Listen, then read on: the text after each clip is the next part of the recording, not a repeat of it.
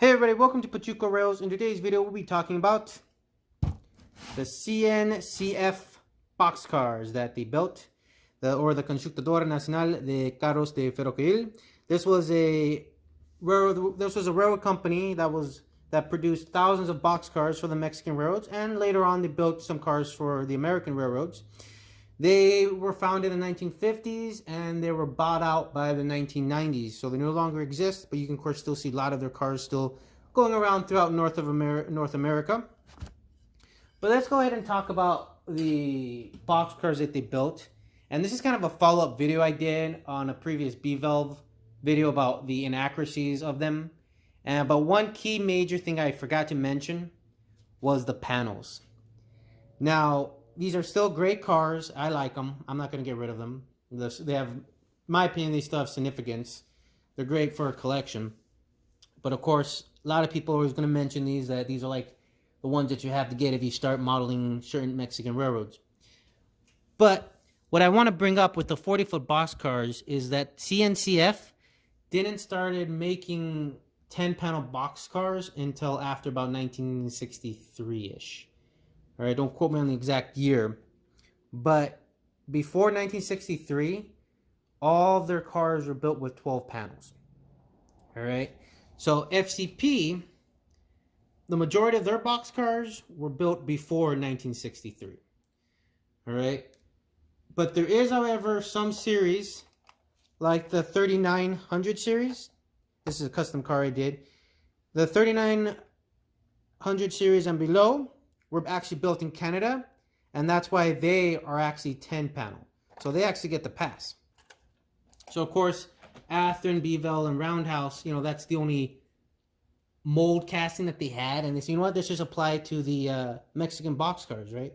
And so I'm okay with that. I mean, it helps promote the road, help promote the Mexican road history. So it was pretty cool, but that doesn't mean all the Bev-Bel cars are inaccurate. Well, maybe they are, but the closest one I can tell you that gets pretty much the pass is actually these the Ferrocarril Tiendas, the Carnachupo boxcars. They were, they're actually accurate. They were built after 1963. So after 1963, CNCF started making 10-panel boxcars. All right. So if you guys are wondering what type of substitutions you guys can do, I found a solution.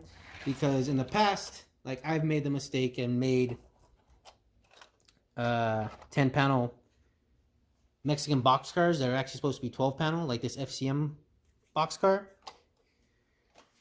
So my solution to this, I have two solutions for you guys. You guys can get the Intermountain 12-panel boxcars. Intermountain makes them.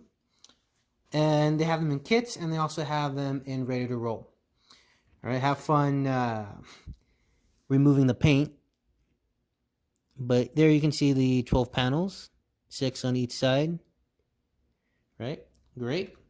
And the other solution is let me move this stuff out the way, is the CNBT shops. CNBT shops, they also did a 12-panel boxcar. So those are the only two solutions I can say. And the only problem is that these are actually more rare than the Intermountain kits. Intermountain's still producing the 12-panel boxcars and ready to roll. And you can find them pretty well reasonable, because I don't think they're as popular as Intermountain has hoped. But that's how I was able to get some of them off of eBay.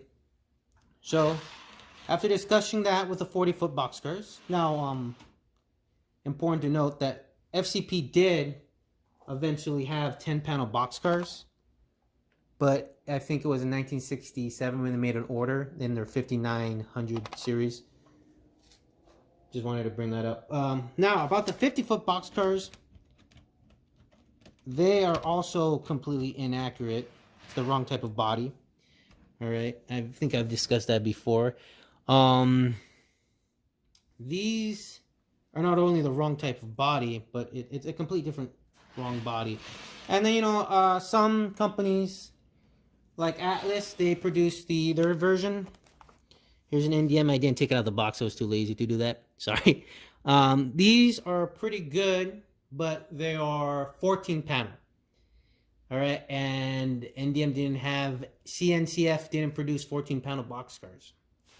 All right, this is their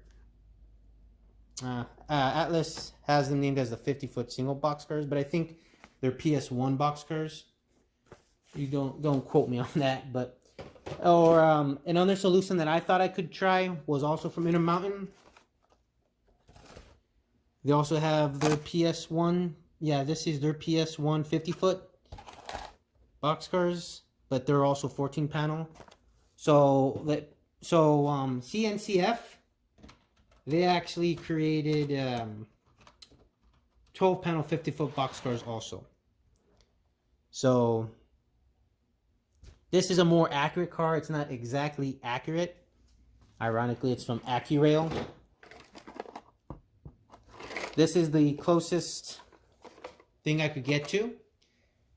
It's their 50-foot AAR steel boxcar.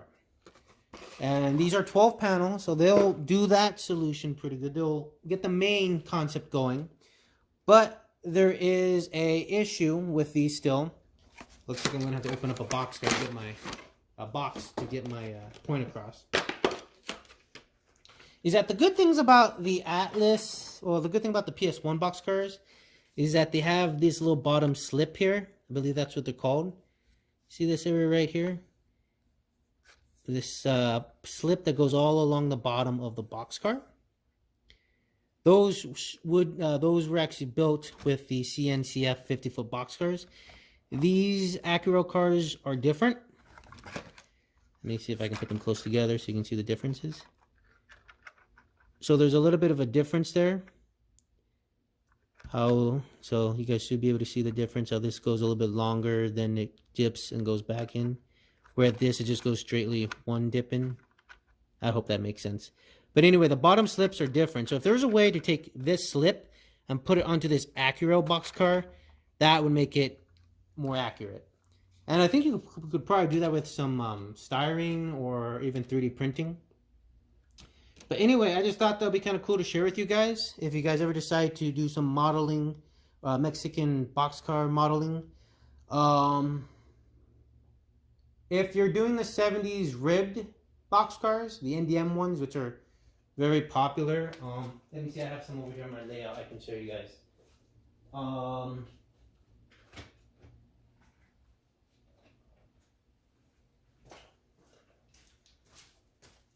These, as far as I'm concerned, are still accurate. All right, because I think CNCF followed the standardization of, what was the name of the other railroad manufacturer for rolling stock? ACF, I think. And I think also NDM bought the blue boxcars that they had. The blue boxcars that they had were actually ACF built. So they did buy some American boxcars as well. But these, as far as I'm concerned, even if you get the Bev-Bel ones, I think those are accurate. Like this Joao Pacifico, the only problem with this is the there should be a plaque that goes across this. There was a plaque that went on the CHP boxcars that had the CHP across it, but they didn't add it on here. But anyway, I'm trying to think if there's anything else I should come up with, but I think that's primarily it. So I hope the video helps you guys along if you guys decide to get into Mexican boxcars. Just thought that would be a friendly little reminder for you guys if you guys decide to get into it. I don't want you guys to make the mistake like I did. I have maybe about 20. I have about 20 custom boxcars made for FCP and NDM, where they were all painted with the 10 panel and not the 12 panel. So just thought that would be great for you guys to try to avoid. So I hope you guys enjoy the video, and I will see you next time on Pachuco Rails.